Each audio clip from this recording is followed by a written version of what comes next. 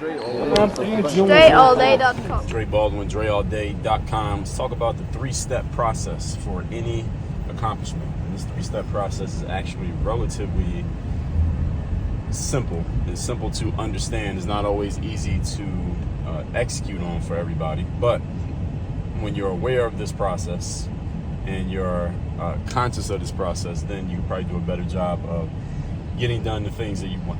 That you want to get done. So let's start at the top. First step of any process to achievement is to begin. Now, as I told you, this is a very simple process, and nothing I'm going to tell you in this video is something that you've never heard of. However, the things that I'm going to mention here are things that a lot of people simply don't do, even though none of these are brand new ideas to you. And this is really the thing that, in my experience, separates the people who achieve from the people who do not achieve is not that some people have information or knowledge, skills, or resources that others don't have, even though it's true that some people do have those things. That's not what separates the achievers from the non-achievers, or the high achievers from the average achievers. What separates people is the execution, the implementation, and the actual action taking. That's really what separates people. So if you're a person who is executing and you do implement and you do take action, then eventually you will find yourself having the resources, the information, the knowledge, the skills. All of those things can be developed and you can get things going and get to the outcome that you want. But if you're not doing any of these other pieces, these three pieces I'm going to share here, then it really doesn't matter what resources you have or how smart you think you are or what you quote unquote already know. A lot of people talk about things that they already know, yet they're not executing on any of those things. So the problem is what you already know is not really going to solve any problem because you're not doing anything with it. So you have to actually execute and do something with the information, not just have it. Actually do something with the knowledge, not just possess it. So the first step is to begin. You have to actually start. You have to put yourself on the hook to actually do a thing. For example, if you want to have an event, let's say you want to throw an event in your business, or you want to throw a party, or anything that is you need a venue for, whatever that's going to be. You want to throw a party, you want to do a photo shoot, you want to have a conference, you want to put on a seminar in your town.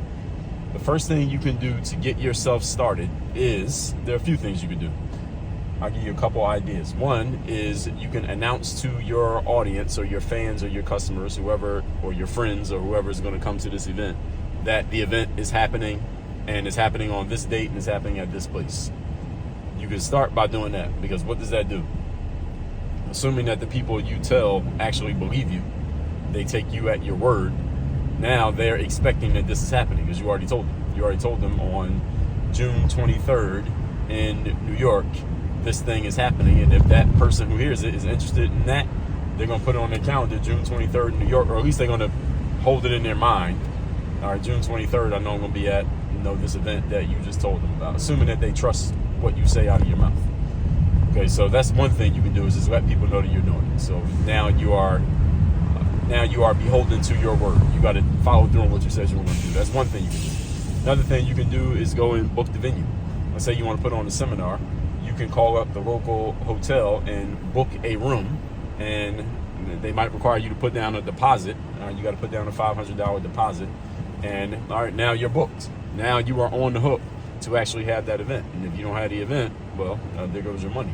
So that's one thing you can do to get yourself started. If you're going to get yourself in shape and you haven't worked out in a long time, one thing you can do is go hire a trainer and, again, put some money on the table.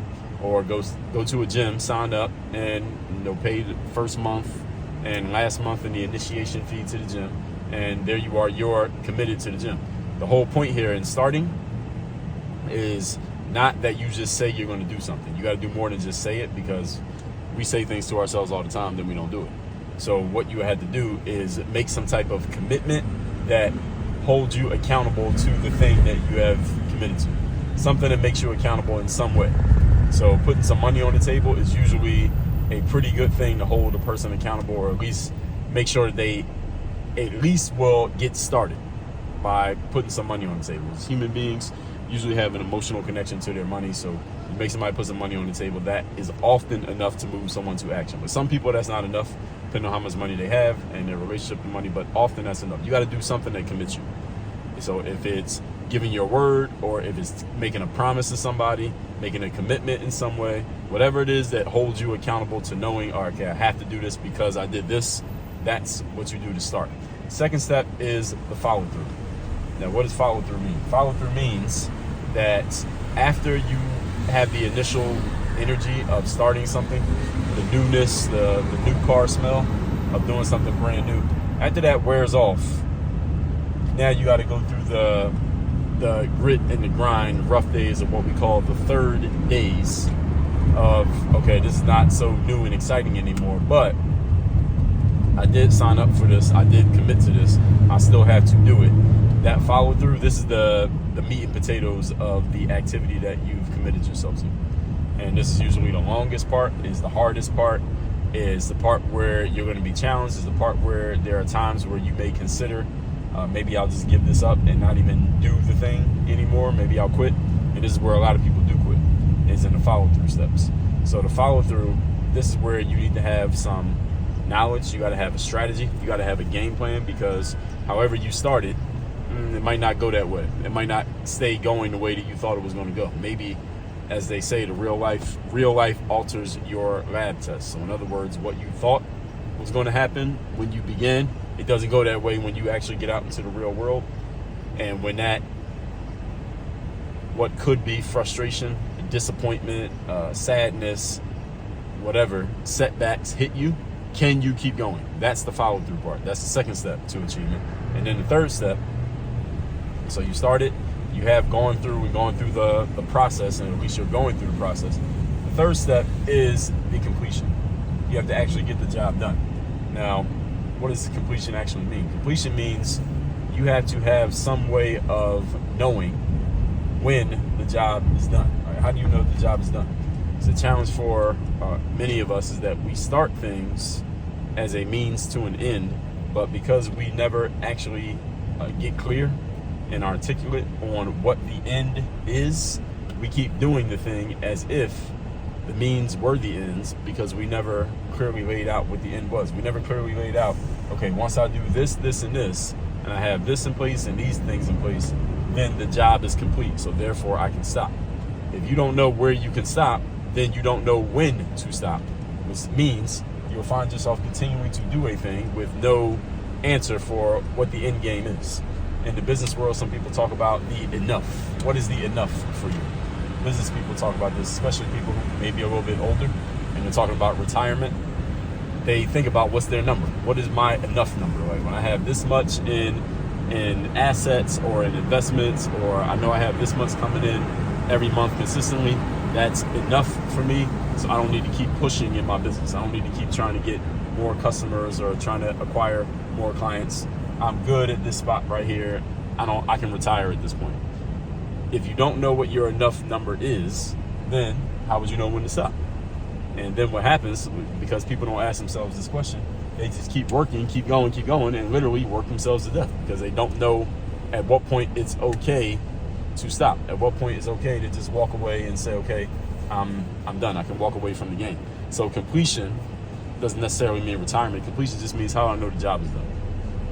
So in business, you can say the job is done when you've made 10 phone calls today, or when you have followed up on all these overdue leads that you were supposed to follow up on. You talked to all these people you were supposed to catch up with, or your email inbox is at 0 unopened, unread emails. Whatever it is, you just need to know when the done point is. A basketball player, for example, might go to the gym and say, okay, I need to make 150 jump shots in my workout today. And after you've made 150 jump shots, then you're done. The job is completed. You can move on to whatever the next thing is. So you need to know what your finishing point is in order to get accomplishment. Because you can't say you accomplished, or I did my workout, if we don't know when the workout ends. Or what has to happen for the workout to be over? If you don't know, well, then the workout can never be over, because you haven't clearly delineated an endpoint. So these 3 steps, again, I just told you, I wasn't going to tell you anything that you never heard of before. Starting, everybody's familiar with starting, right? Getting started and actually doing something. A lot of people never get started. They talk about it, think about it, but never do it. Then you had a follow through. That's when you actually do the steps to get the job going and keep the job going and see it through as far as it needs to go. And then the completion, which is how do I know when I'm done following through because the job is actually completed. So 3 steps: start, follow through, completion. You follow those 3 steps, you can basically accomplish anything. And again, many people don't do this. They don't really lay out what is each piece, and because they don't do this is why they never get done, even though they seem to be working all the time. But it feels like you're just kind of spinning in circles and you feel mentally stuck even though you're putting forth a lot of effort. This is why it happens, because people don't go through these 3 steps and clearly lay these out. And what you should do is write these down. You write these down for every task that you do, every project that you do. That's when you'll be more, let's just say, more structured in making sure that things get done the way they need to get done, so that you know it's done and then you can move on to the next thing. All that said, make sure you text me. My text number is down below in the description. And also, Work on Your Game University. If you want to work with me directly, have me as your direct coach. That is the best place to do it. That's the only place to do it, as a matter of fact. That's at workonyourgameuniversity.com. Links down below in the description. Work on your game. Dre all day.